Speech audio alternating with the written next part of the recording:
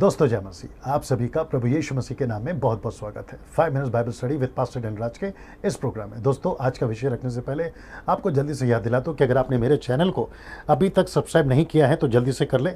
Icon bell दबाना ना भूलें, मेरे पेज को लाइक कर लें और आपको ये थंब को प्रेस करना है और साथ ही साथ में मसीह मंथन बैठक व्हाट्सएप ग्रुप को आपको ज्वाइन करना है। जो गलत शिक्षाओं के प्रति एक मुहिम हम शुरू कर रहे हैं, ये नंबर है, इनमें से किसी एक नंबर को कॉल करें और उनसे रिक्वेस्ट करें कि वो आपको उसमें जोड़ दें। दोस्तों आज का विषय गंभीर है, इंटरेस्टिंग है और मैं चाहता हूं कि ये विषय को आपको समझना होगा, क्योंकि कई अविश्वासी मेरे मित्र दोस्त जो हैं ये सवाल उठाते हैं, अगर परमेश्वर है तो लोग मर क्यों रहे। जी हाँ दोस्तों, इस विषय के ऊपर मैं बात करने जा रहा हूं, बड़े ध्यान से बने रहिएगा।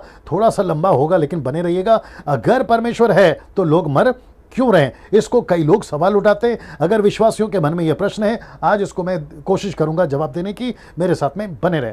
नाउ सबसे पहले 3 कारणों को देखते हैं जिससे तब से लेकर अब तक सबसे ज्यादा मौतें हुई हैं। आइए देखते हैं वो 3 कारण क्या है।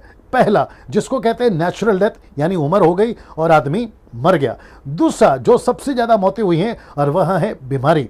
तीसरा, एक वजह जो सबसे ज्यादा है, यानी 2 में से सबसे ज्यादा है, और वह है कत्ल। तो इसका मतलब है सबसे पहला है नेचुरल डेथ, उसके बाद में है बीमारी, फिर उसके बाद में है कत्ल। इन 3 वजहों से तब से लेकर यानी आदम से लेकर अभी तक इंसानों की मौतें हुई हैं। तो इन 3 कारणों की वजह से हुई है। जब ये 3 कारणों की वजह से मौतें हुई हैं दोस्तों, बड़े ध्यान से देखिएगा, इन तीनों मौतों में परमेश्वर का हाथ नहीं है।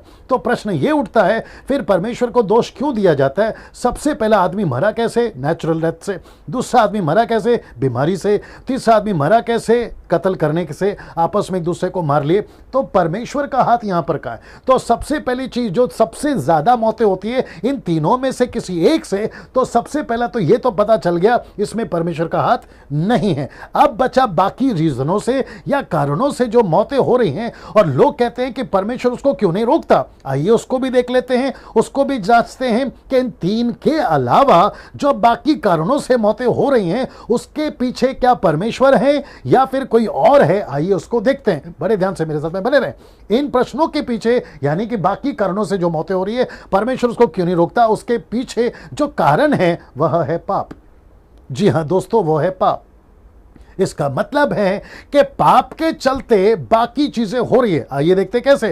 रोमियो की किताब उसका पहला अध्याय वचन 24 लिखा है कि इस कारण परमेश्वर ने उन्हें उनके मन के अभिलाषाओं के अनुसार अशुद्धता के लिए छोड़ दिया कि वे आपस में अपने शरीरों के अनादर करें, यानी कि अपमान करें। फिर वचन 28 कहता है कि जब उन्होंने परमेश्वर को पहचानना ना चाहा, इसलिए परमेश्वर ने भी उन्हें उनके निकम्मे मन पर छोड़ दिया कि वे अनुचित काम करें। अब यहां पे ये 2 वचन के अलावा दोस्तों के अनुसार दोस्तों यह पता चलता है कि परमेश्वर ने उनको त्याग दिया। क्यों? उसके पीछे वजह क्या है? उनकी गलतियां। उसके पीछे वजह क्या है? उनके पाप है। उसके पीछे वजह क्या है? उनका निकम्मा चाल चलन है। तो परमेश्वर के यहां सिस्टम है, पापियों से प्यार करता है, पाप से नहीं ना। ये वचन को देखिए, याकूब की किताब उसका पहला अध्याय वचन 14 और 15 लिखता है, प्रत्येक व्यक्ति अपनी ही अभिलाषा में खिंचकर फंसकर परीक्षा में पड़ता है। अभिलाषा गर्भवती होकर पाप को जन्मती है। अब इसको देखिए, पाप जब बढ़ जाता है तो मृत्यु को उत्पन्न करता है। तो इसका मतलब है सभी कारणों में से, वो 3 में से अगर बाकी कारणों को उठाए कि परमेश्वर क्यों नहीं रोक रहा है, परमेश्वर कैसे रोकेगा, क्योंकि वो पाप से भर गया है, परमेश्वर ने उसको त्याग दिया इस 2 वचन के अनुसार, फिर गर्भवती होकर मृत्यु को जन्म दिया। तो परमेश्वर कैसे रोकेगा? क्योंकि मनुष्य खुद ही परमेश्वर से दूर चला गया, परमेश्वर को उसने त्याग दिया, परमेश्वर से मनुष्य अलग हो गया। इस पृथ्वी के अंदर, प्लैनेट के ऊपर, चाहे कोई भी जाति धर्म कौम का क्यों ना हो, वो परमेश्वर से अलग हुआ है और उसकी मृत्यु होनी शुरू हो गई। या क्षमा करें, रोमियो किताब उसका 6 का 23 क्या कहता है देखिए, क्योंकि पाप की मजदूरी तो मृत्यु है। मैं रिपीट करता हूं, पाप की मजदूरी मृत्यु है। मतलब आपका वेतन क्या है? पाप का मृत्यु है। आप पाप करते रहोगे, मृत्यु होती रहेगी। यह परमेश्वर का दोष नहीं है, यह इंसान का दोष है ना। इसको देखिए, परमेश्वर ने तो कभी नहीं कहा था आतंकवादी बनो, मर्डरर बनो, डाकू बनो, शराबी बनो, रेपिस्ट बनो। परमेश्वर ने कभी नहीं कहा। यह मनुष्य की गलतियां हैं, मनुष्य ऐसा बना है और उसके चलते ये परिणाम हुए हैं ना। उत्पत्ति की किताब 6 का 5 लिखा, यहोवा ने देखा मनुष्यों की बुराई पृथ्वी पे बढ़ गई, उनके मन के विचार में जो कुछ उत्पन्न होता है निरंतर बुरा ही होता है। अब अगला वचन देखिए, 6 का 6 कहता है, यहोवा पृथ्वी पर मनुष्य को बनाने से पछताया।